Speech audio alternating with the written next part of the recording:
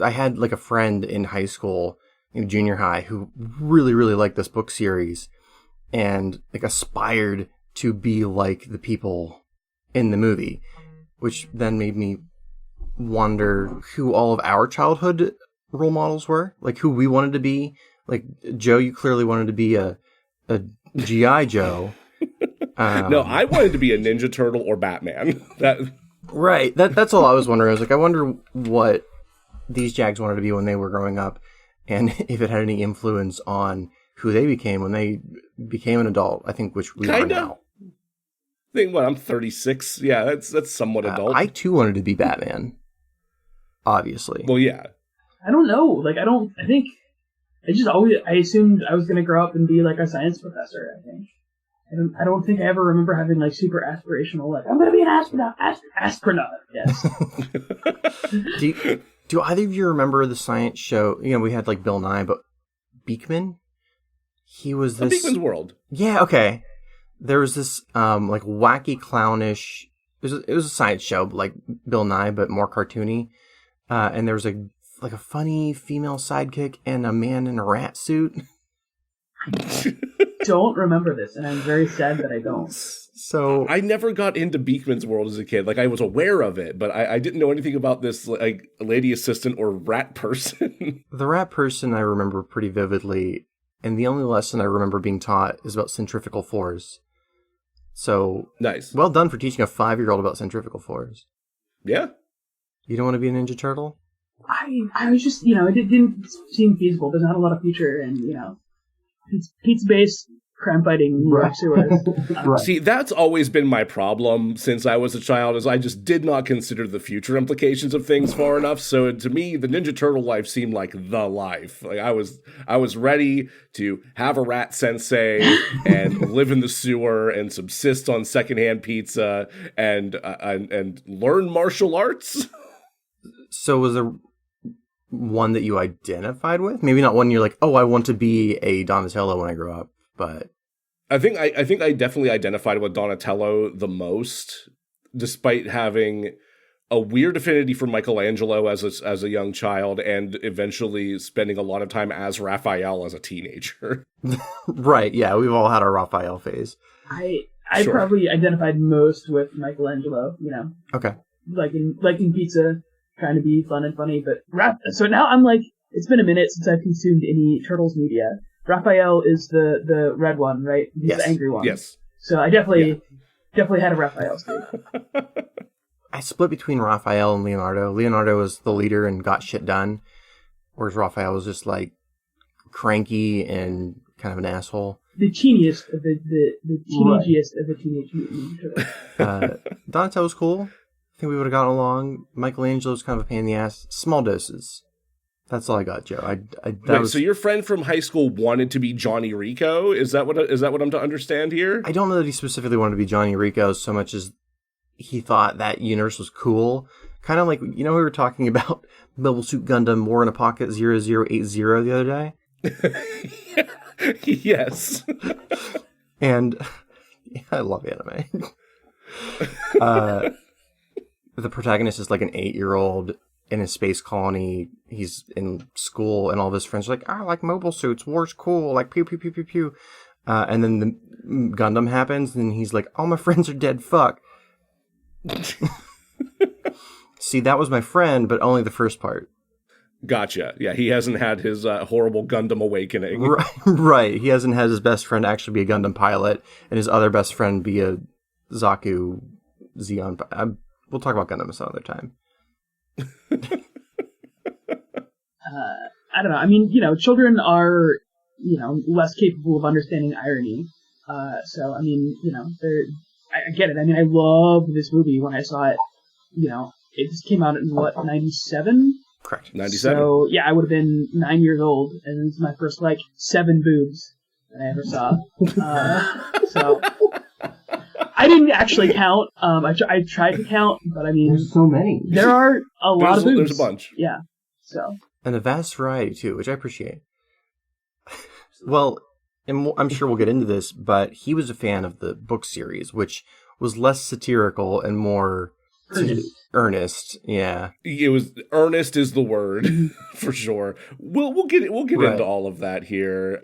Hey everybody, welcome to DeRazzled, the podcast that fixes award-winning worst films sometimes, but not so much today. Today we're taking the second unit into some different territory today.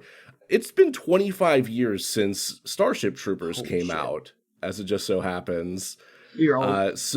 Yeah, we're fucking old. So since we were already planning on covering another Paul Verhoeven movie this season, we figured let's make a whole fucking month out of it. So we've got a little primer here to jump in with Starship Troopers, and we wanted to specifically delve into the satirical nature of it and satire and film in general a little bit. I'm your host, Joe Nealis. With me, as always, is also host Jack Culbertson and special guest today, returning guest, good friend Steve Luciano. Hello. Hi. You might remember Steve from our Battlefield Earth episode, which I think was our second episode of this show. It was the second episode ever. That's exactly right. And as of right now, it is still the sixth highest played episode out of the entire show. Wow, I am honored. I really appreciate you bringing me back for another hell yeah, science fiction author who probably could have been. I feel like there's a continuum between good science fiction author on one side and cultist on the other side. And L. Ron Hubbard went to the cultist continuum, and Robert A. Heinlein went to the good science fiction author end of the continuum. So I appreciate you bringing me back. There's still some elements in there that are questionable with Robert Heinlein, which I can't wait to talk about. Absolutely. Didn't start his own cult, though. You're right. No. But he could have. Yes. He could have. There was a religion that came out of one of his books. Stranger in a Strange Land, yes. Mm-hmm. So before we actually jump into talking about the production of this film here, again, we're not going to be actually fixing this movie, but there are some tidbits about the production here that I do want to share, just so we have a bigger understanding about what all went into this. First, I want to know, do you guys know the scores that this film currently has on Rotten Tomatoes and IMDb? I do know. I think I might know the general for Rotten Tomato. What is that, Jack? Is it 57? No. That feels too low. What's your guess, Steve? Let's go 85. 85? Yeah. Okay, so currently it's actually sitting at a 68 on for the Rotten Tomatoes tomato meter. Audience score is a 70 as of right now. So Jack undershot it, Steve, you overshot it. And if you average them together, it is nice. Nice. What about IMDb? Score out of 10? I would guess probably like a 6.8. 6.8? 7.2. 7.2, okay. Steve is the closest without going over. 7.3. All right. Almost spot on. That was a good guess. So clearly this movie has undergone quite the change of opinion amongst critics and viewers, because as we'll cover later, it really didn't land whenever it first came out. So we'll jump into to some information about the production here. Sources for this, I'll be honest, I'm sick. I didn't do a whole ton of deep diving into this, so most of my information is taken from Wikipedia. I am well aware, before anybody tweets at us about this, that there is a book titled Making Starship Troopers that is all about the making of Starship Troopers. I did not have time to track that down, but it is also the primary source of the Wikipedia article, so it's fine. I did also find some news articles that were quite useful. There is a How We Made Starship Troopers interview by Paul Verhoeven in the Guardian. It was published back in 2018, where he interviews briefly Paul Verhoeven and Denise Richards. There is Attack of the $100 Million Bugs, which is Attack of the $100 Million Insects by David Kroenke of the LA Times, published back in 1996. And that's about it. It's about as far as I got with sources. All right, that is impressive. Thank you. So this production actually began in 1991 as an attempt by RoboCop producer John Davison to get the band back together for another project. He started with Ed Neumeyer, who had co-wrote RoboCop along with Michael Miner, but Ed and Mike had realized that their creative partnership was starting to kind of hit the rocks and was starting to fall apart a bit. So Neumeier decided to branch out on his own and decided he wanted to write a sci-fi picture that he envisioned as being Bug Hunt at Outpost 7. Yeah. Which is an amazing sci-fi title. I kind of wish that he had stuck with that idea. I wish it had been made. Oh, absolutely. Yeah, it is the most B movie to ever be a movie had it actually been made. 1957 B horror covered by Mystery Science Theater. Yes, that's what I want. 100%, and it would. Oh God, it would rival Space Mutiny. I want to believe. So about this project, Neumeier had this to say: I wanted to do a big, silly, jingoistic, xenophobic, let's go out and kill the enemy movie, and I had settled on the idea that it should be against insects. I wanted to make a war movie, but I also wanted to make a teenage romance movie. He kind of made those things. That is ultimately what Starship Troopers ended up That is being, ultimately what Starship Troopers ended up being. Yeah, no, he had already kind of honed in on the idea there, though. If I'm not mistaken, at this point, he had not read Heinlein. He mostly chose bugs because his wife has a debilitating fear of them. Good choice. I mean, it's, a classic archetype for a reason. I mean, he and Heinlein were tapping into the same right. zeitgeist. Racism for bugs. Yeah. Racism for bugs. Yeah, right. Exactly. Yeah, same. Orson Scott Card did it too. It's a common thing. So Davison had a development deal with TriStar at the time, which was under Sony Pictures. And when he brought Neumeier in to pitch the movie, that was when they all realized, wait a minute, this is weirdly similar to Starship Troopers. I do want to note, as just a quick aside, because this guy keeps popping up here and there, at this time, Sony was co-chaired by John Peters and Peter Guber. God damn it. At least until Peters was ousted as a result of a series of scandals, including his involvement in the Heidi Fleiss Hollywood Madam case. So keep in mind that is the era of Sony Pictures that this project got started under. Is John Peters the giant spider guy? He is the giant spider guy. 100%. He's the giant spider guy. Want to make sure I'm up on the DeRazzled lore. So he would have been gone before making Starship Troopers. Yeah, I think he got ousted, I think probably very early in this writing process, in this pitch process. But Peter Guber stuck around until 1994, if I'm not mistaken. So at least one half of that partnership was still around. Like a great movie to put that stupid giant spider in. You'd think so. I mean, they're already enemies referred to as arachnids. Like it almost writes itself into the thing. But no, he wanted his spider to be the spider.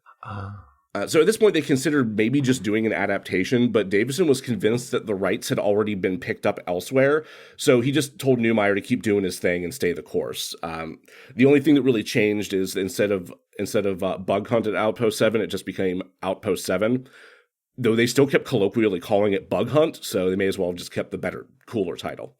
Or was Sam Jackson to snakes on the plane? Oh my God! Right? He could have convinced them to just keep the better title and kept that trainer rolling, but no.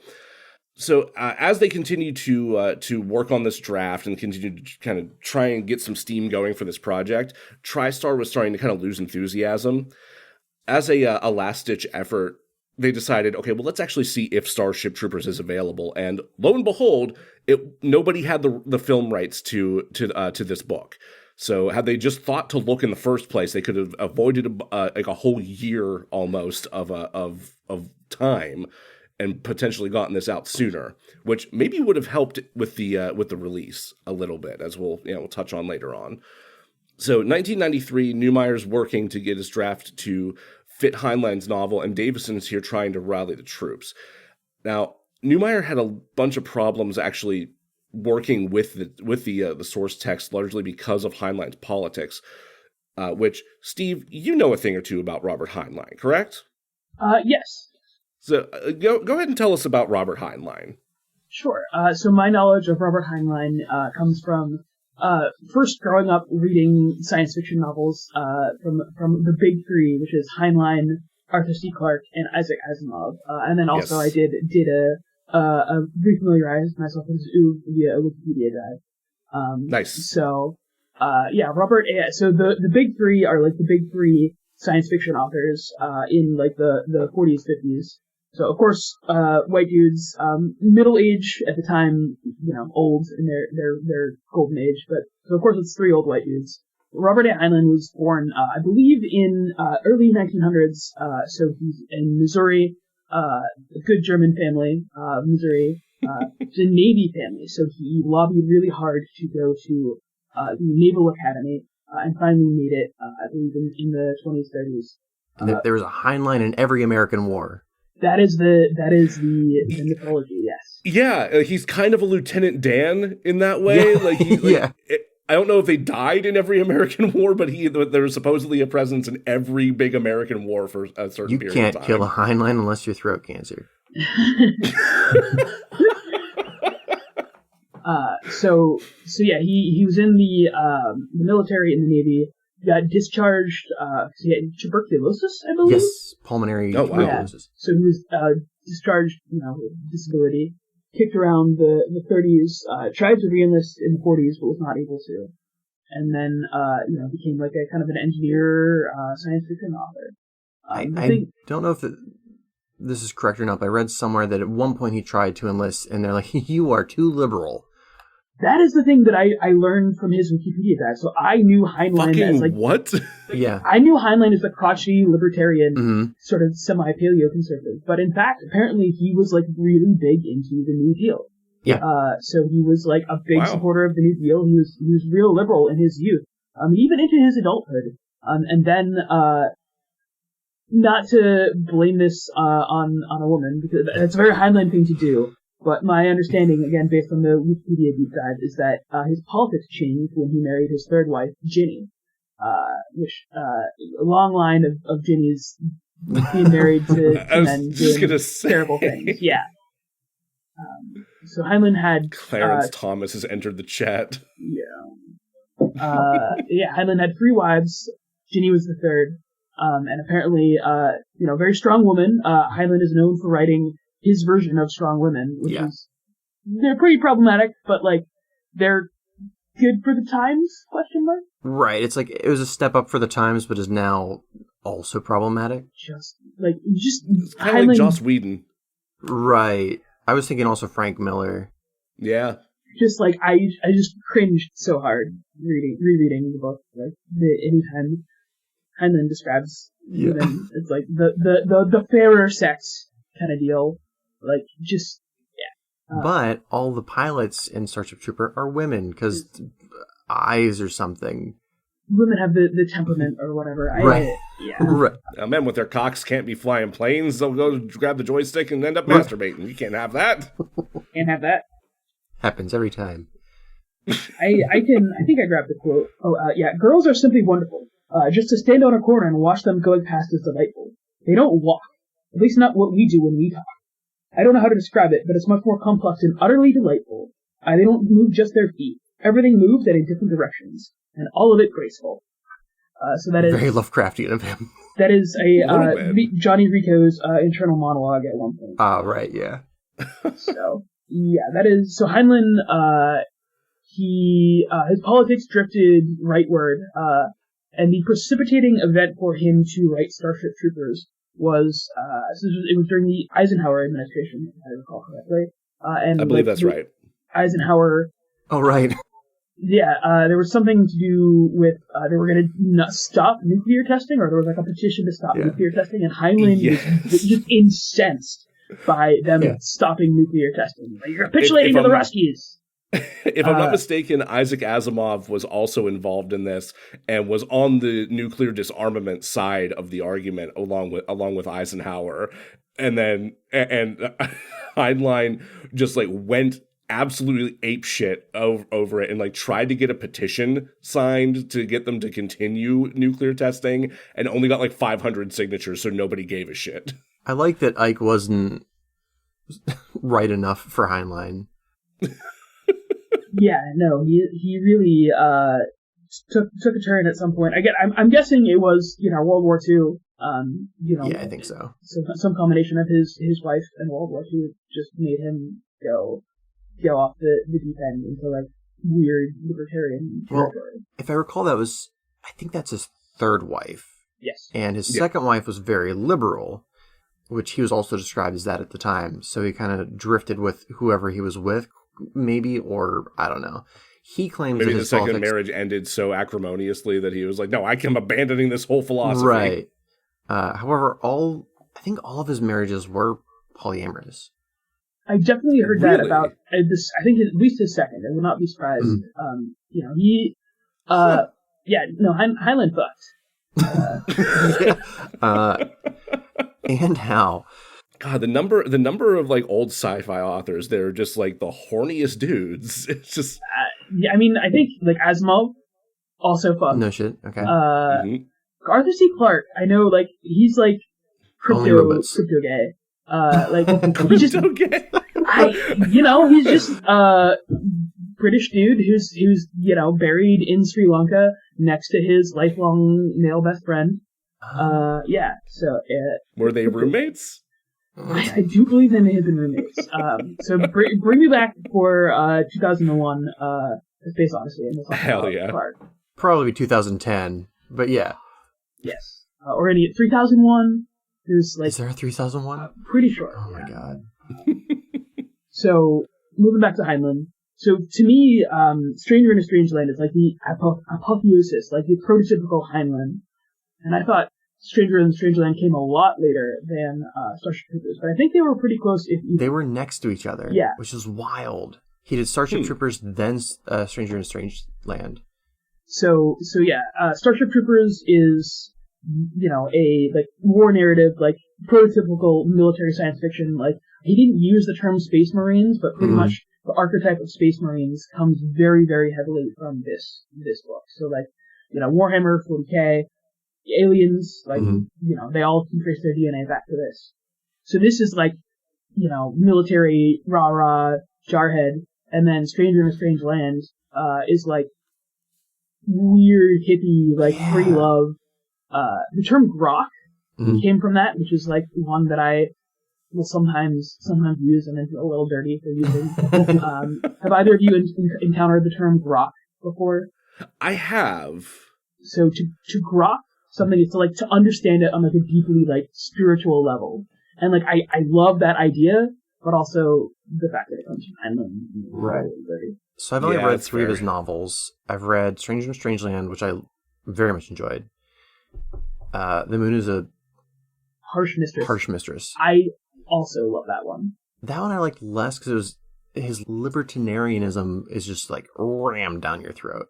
And then Starship Troopers, which I enjoyed the least, because it's just like, yeah, kill everybody. You're not a real citizen unless you've killed a bunch of people. Dirty bleeping bugs. Yeah. I came to The Moon is a Harsh Mistress much later in life than I did when I read Stranger in a Strange Land. Okay. I have a deep and unironic love for The Moon is a Harsh Mistress. Just because there's like corny, like libertarian. It is very horny. Like corny and horny. Yeah, like there's like, again, it's him, just like him exploring different like types of polyamory, like line marriages on the moon. And again, like, he wrote this in like the 60s and it's like imagining what the moon is going to look like. And it's like, oh yeah, of course, like, the Russians and the Americans are going to end up on the moon, and you get like the sort of proto NADSAT, the like Russian. So NADSAT is Cooper movie, Libidinal Ultraviolence, Clockwork Orange. Yeah. NADSAT is the Clockwork Orange version of like what if like Russian and American slang, and like Heinlein does that in The Moon is a Harsh Mistress. Kingstoffel, there's no such thing as a free lunch. So right. Yeah. God damn it. Yeah, I even though my politics are like the other end of the horseshoe from Heinlein, I still have a deep and abiding love of Moon is a Harsh Mistress. I mean, like, it's all well written. It's especially with Starship Troopers, there's moments where he gets on his soapbox, and I'm like, all right, so we're doing 3 chapters of this, huh? Okay.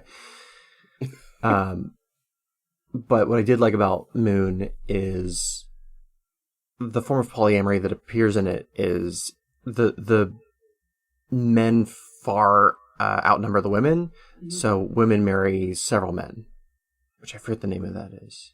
Polyandry would be the one name for it, but in The Moon is a Harsh Mistress, they're specifically their line marriages. so like you marry into a marriage, into like a polycule, and then so like you have your elder wife, you have your elder husband, and then like the line continues, and so it's like this beautiful poly community that I found interesting and enjoyed. So that's again, fascinating. I had no idea that he is into any of that. Yeah, again, so with Heinlein, it is like the argument that people make. So it is this book, like Starship Troopers, can be used to make a very, very, very fascist argument. But people will argue that Heinlein wasn't endorsing this; that he was just like, I was just putting ideas out there, and like I kind of hate that argument. I'm just that asking defense. questions. But like it's possible with Heinlein, right? Like he contained multitudes, right? Like, sure, yeah. He was crotchety libertarian, and also like guy who thought a lot about like loving people and being poly. So it's fascinating. Yeah, I don't know. Again, I was not in Heinlein's brain. I don't know. It's not like the bug in the brain bug. So I don't know that, but that is like. I honestly, rereading the book, I was expecting it to be more fascist than what it was on a reread. So, like, it is like, again, it makes fascist arguments. It is very fashy, but it's not like it is not as fashy as the Verhoeven made it in the movie, which is fine. It's good. They're right. different things. I think. Go ahead. I think the reason it strikes me as so totalitarian and fashy is because I've read Stranger in a Strange Land, and I'm like, oh, this guy also wrote this? Whereas if I'd never heard of this guy and I picked up Starship Troopers, I'd be like, well, that's very of the time it was written and problematic, but also well written. Yeah. I think the ultimate, and I'm trying to find, I grabbed the quote from this. So like, the most fascist part of Starship Troopers, the novel to me, is the idea that simply this: the noblest fate that a man can endure is to place his own mortal body between his loved home and the war's desolation. Like the idea that the noblest thing a human being can do is to sacrifice their life for their country. Like that is deeply fascist, and it's deeply dangerous because we like that is a thing that is like ingrained in us as Americans. It's like you got a noble sacrifice for your country, but like that way lies to the way that fascism and you can't vote unless you've served. Yes. So, Heinlein, this is like the fourth or fifth time I've tried to wrap my head around his politics, and I can't. Like, that's part of why he's so compelling. Yeah. He is at once situated on the, libertarianism is fascinating to me as like someone who agrees with like half of their beliefs, but then like totally disagrees with the other half. It's like, how does, and I'm sure, I hope libertarians are out there like wondering like, what are these lefties believe? But I don't know. I hope they're, again, I think Heinlein would be like wanting to engage with the ideas. Yeah. So Verhoeven was not a fan of the book. No. The anecdote that I heard, again, from Wikipedia, is that he asks the writer, it's like, yeah, just tell me the plot. And then he, like, 2 chapters in, he's just like, all right, that's it, I'm done. Yeah. Forget it. Well, it's too boring. It's not, so you're half right there. So he tried to read the book himself and got like 2 chapters in and was like, I can't fucking do this, just tell me the plot. And so Neumeier told him the plot, and he was like, that's really right wing. Like, I don't agree with this at all. And that's where it started kicking into gear that he was thinking, well, I grew up in Nazi occupied Netherlands. Like, maybe I can turn that into a satirical thing. Maybe I can work with this. He was born, I think, in like 39 or something, like early 30s, maybe. Yeah, he was a young kid at the time. So rewatching this last night, I don't know how I missed the blatant fascism and like for straight up Nazi uniforms. I mean, I was a child, but even still, like, that's an SS soldier. Like, Neil Patrick Harris is an SS soldier. Oh my God. Yeah. And that is like, that's about as blatant as it gets. But like for my rewatch, it was really like that first propaganda bit where it's all the infantry just saying, I'm doing my part. And then suddenly it's a literal child. Like, I'm doing my part too. Like, and it's like, holy shit, they really just beat me over the face with that. It is, I've been thinking about it all year because we're here in Pittsburgh where the spotted lanternflies are an issue, and so I was doing my part by squashing the bug. I've been doing my part. Yes, and that is the meme. I think we've made that joke multiple times in our group chat. Oh yeah. So he didn't get it until now. I was like, yeah, me too, guys. What's the big deal? It is, and it's just like it's seamless. It's just so close to like reality that it's the satire that is like too close to reality that like you can't see it because it's too close to what you expect. I wonder if part of the reason it went over my head the first time is that I grew up in an incredibly conservative area and didn't really have liberal friends at that time. You're either incredibly conservative or indifferent. I think that's part of it, I'm sure. Yeah, that could definitely play a role. I mean, and again, like if you saw it when it first came out, you were like 9 or 10, yeah, right? So like 9 or 10-year-olds don't understand nuance; they just want space battles and boobs, right? Except for I watched it on TV, so no boobs. No, you didn't get any boobs. Yeah. I got Blockbuster version. Oh man. Oh yeah. Though I do want to point out the cowardice of not showing any dicks at all in this. Did you had a golden opportunity, but Jake Busey's just standing perfectly where that hole is. And I looked. I stopped and really made sure there was no even a hint of dick. Nope. Unfortunately. Not even a little neck. Nothing. We did get some great bug cloaca. And they censor the probe going into the bug like mouth cloaca. It's just so good. It's just that little detail. That was awful. All right. On that note, I think let's take a quick break, and then we'll jump back in with some more information about the production before we dive more deeply into the satire and whatnot. Do what you need to do with the knowledge of a bug cloaca, and come back when you're done. All right, welcome back, everybody. So we last left off before talking about Robert Heinlein there, starting to talk about the attempts to begin this adaptation of this property to a film. As Ed Neumeier was attempting to adapt the script, he struggled between wanting to tone down Heinlein's politics while also remaining faithful to the story that Heinlein told. It's an extremely difficult needle to thread, especially whenever it comes to worrying about writing about fascism. His main goal was to try to trim out some of the preachier, more hyper-masculine elements of the book and to build up the high school romance angle that he wanted to tackle. And he apparently had done well enough with some of his early drafts that he even had approval of Heinlein's wife, who he had sent a copy. But this is before they had actually brought in Paul Verhoeven and gotten to what Starship Troopers, the film, would eventually become. So we'll touch on that a little bit more in just a bit here. It's important to note, before we get into Paul Verhoeven and how they actually got this thing greenlit, is that there is a rotating carousel of executives at Sony that keep phasing in and out. Verhoeven, I think, says that every it's either 2 to 3 or 3 to 4 months, somebody would exit and somebody new would be brought in. So he thinks that's a big reason why they were able to get away with as much as they did and why the production was able to work the way that it did.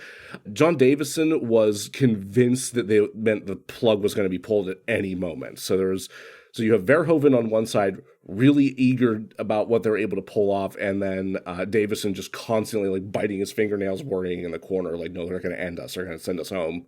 But before Davison could actually get Verhoeven to sign on, he wanted to make sure he had Phil Tippett locked in, because Phil Tippett was responsible for a lot of the practical effects in RoboCop, particularly the Ed 209 robot.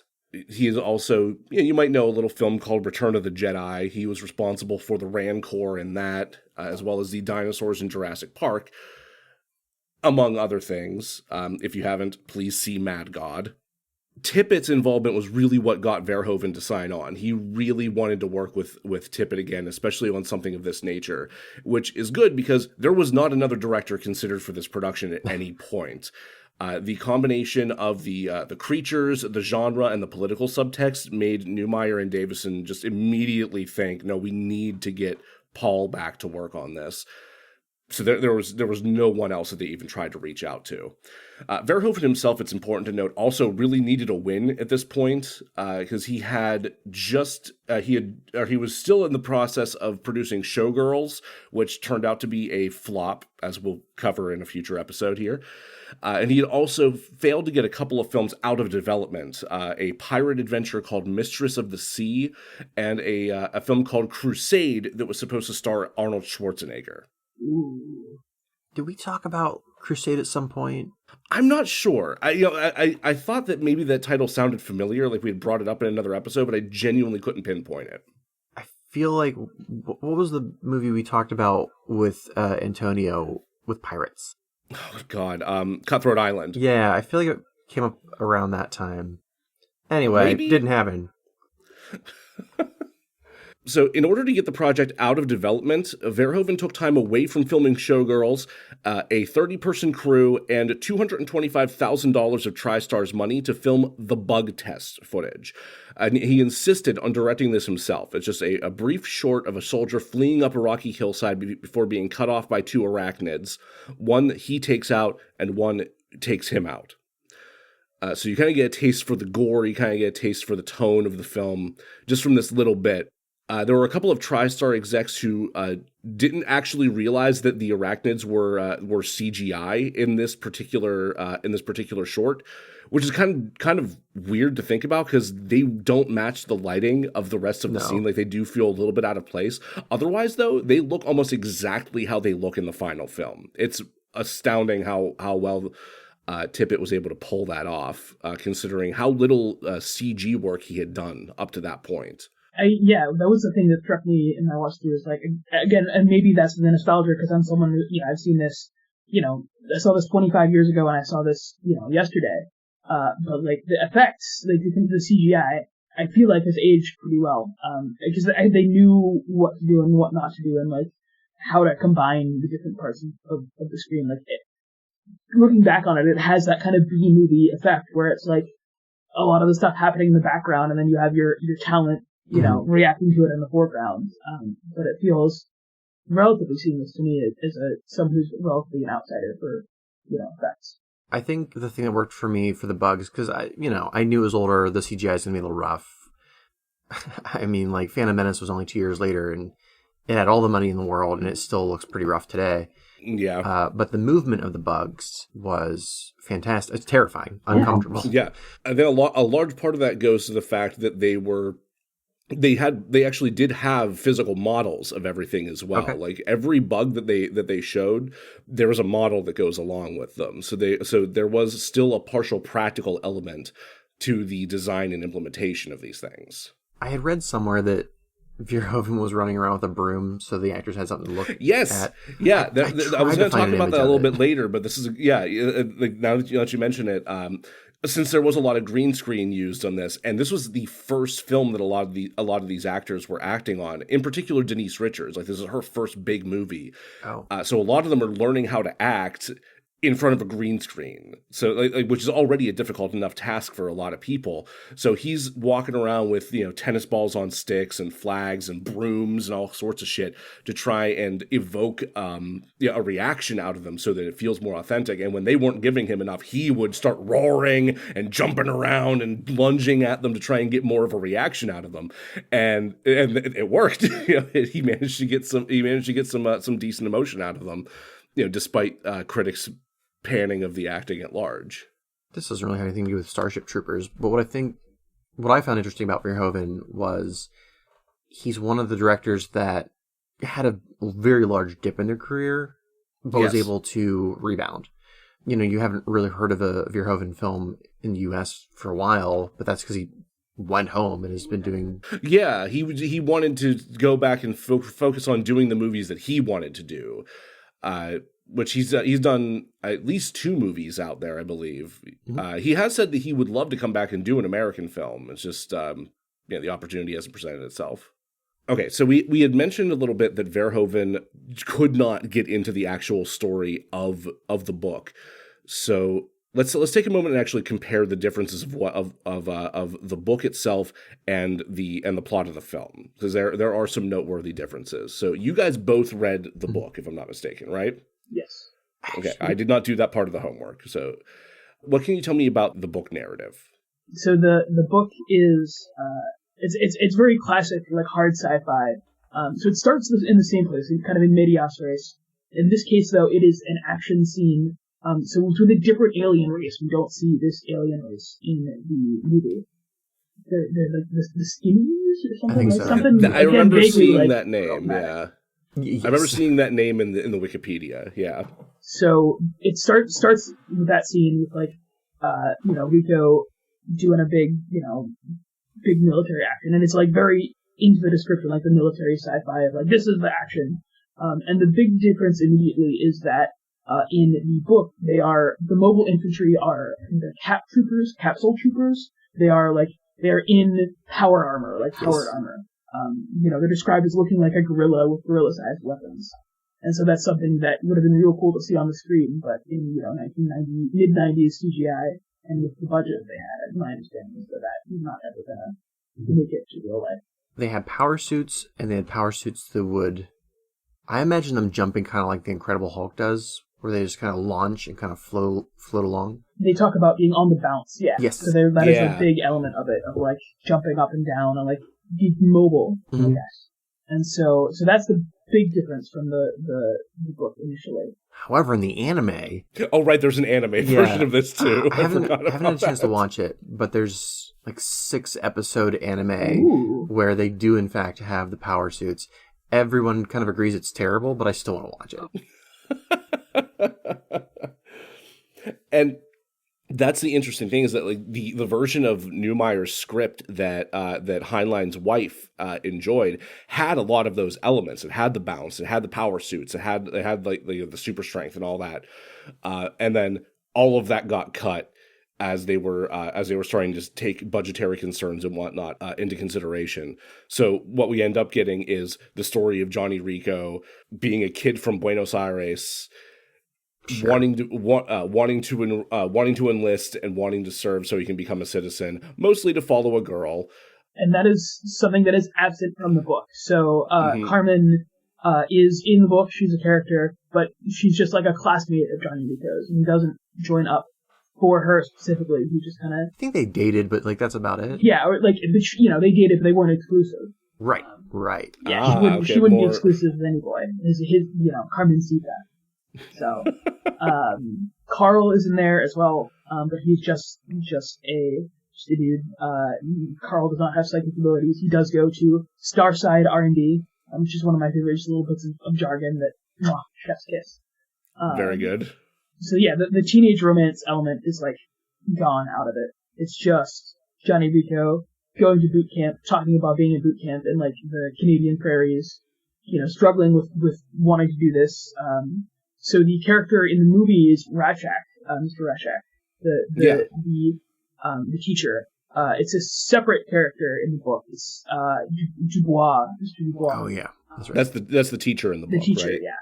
Right, because they kind of composited him out of like a lieutenant later in the book, and the teacher. Which I think is a really smart move. Yeah, it adds some poignancy, but it's not present in the Heinlein book. What is present are frequent cutaways back to the classroom of like just pages and pages of Dubois, like giving political polemics. Some of the language is similar in terms of like talking about the use of force. Like I think the movie does it I think a little bit better, but like the more force is the ultimate solution. That's caused bare aggression has solved more problems than something. Yeah. What I thought was obnoxious in the book was how everyone who's in the military is like, nobody respects the military. We're just kind of this like bastard child of the government.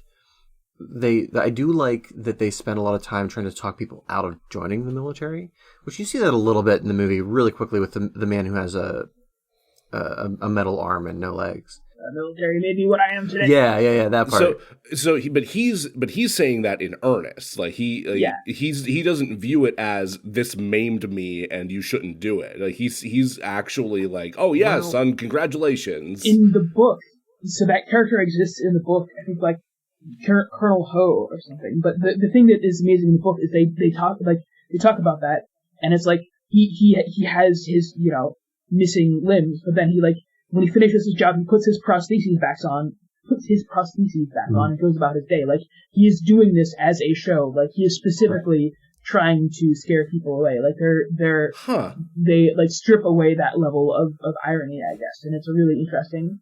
I think, yeah, it's really cool because you see him on the job trying to talk people out of joining, but then when he's done with his job and he meets up with Johnny later, he's like, oh, nice, you're doing the job I had. That's fantastic. And is just like really happy to have another guy join the military. Fleet Sergeant Ho. I'm sorry. I apologize for mismentioning. Fleet Sergeant.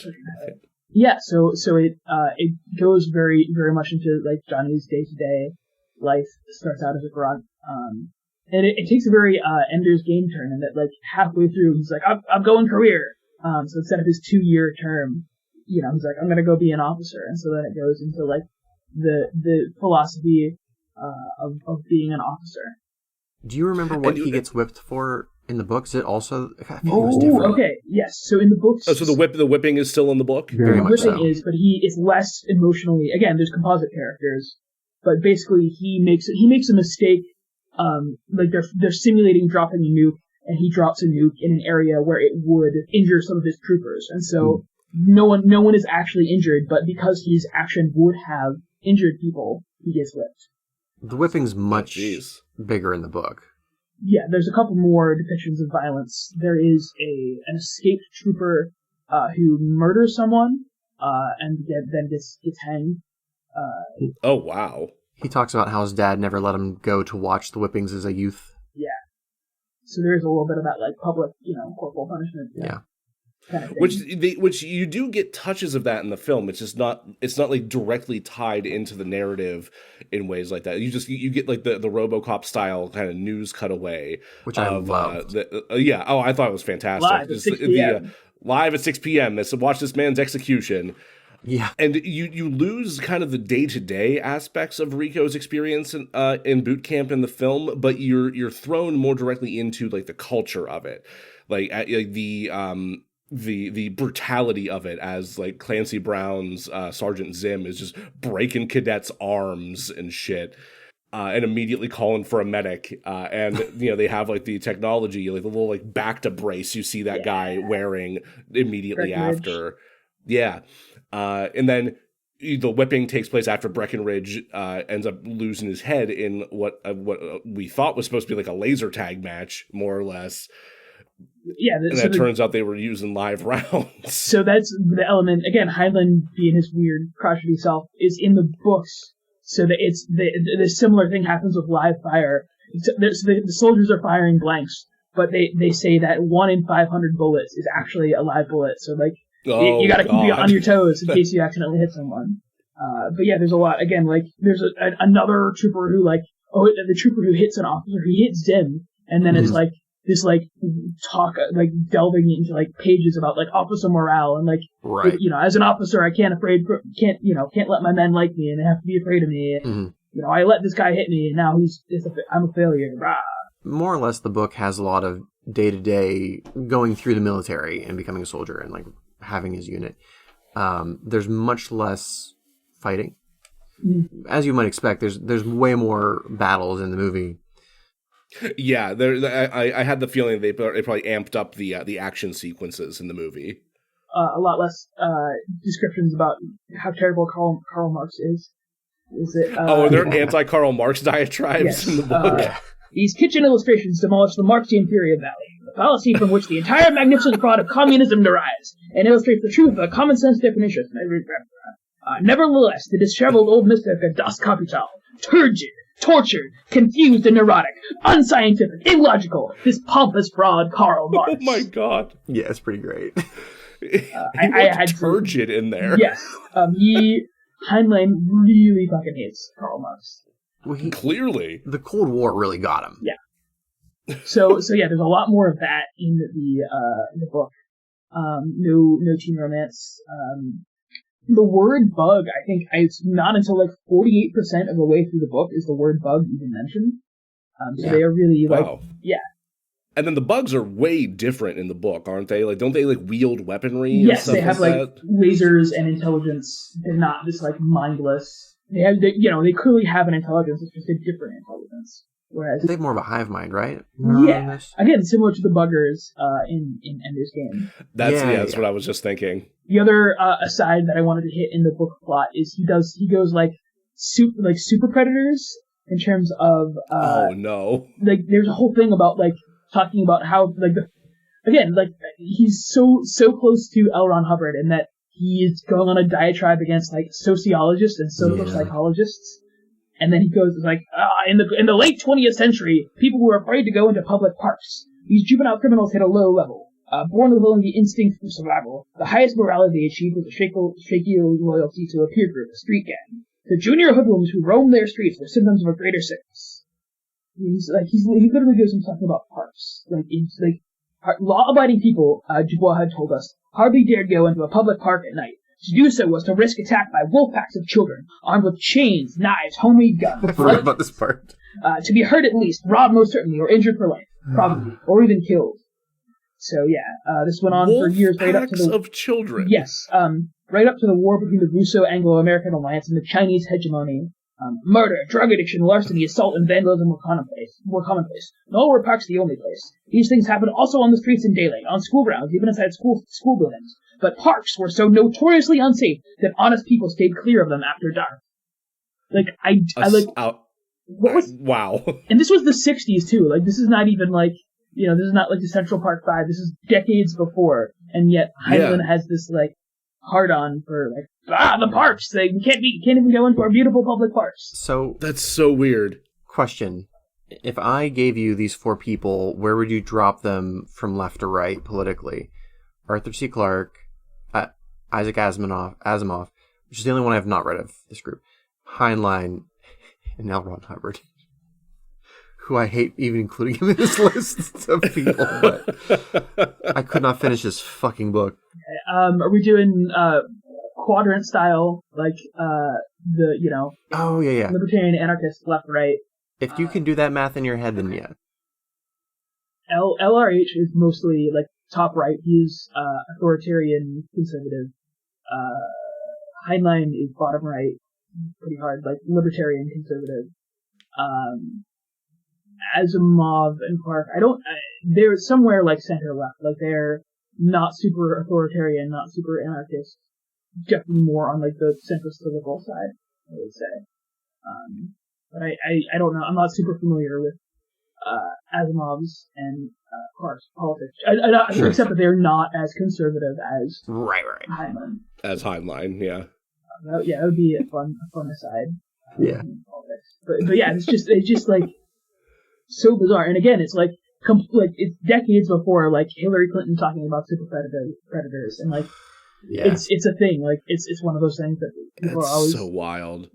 We talk about a lot of people talk lately about how prescient this movie is in terms of like our political climate and whatnot, but it's so wild to see that prescience goes back another layer. Good lord. Asimov did iRobot, right? Yes. Yeah. Okay, so we have a chance to talk about him in the future. Oh yeah, no, there's opportunity.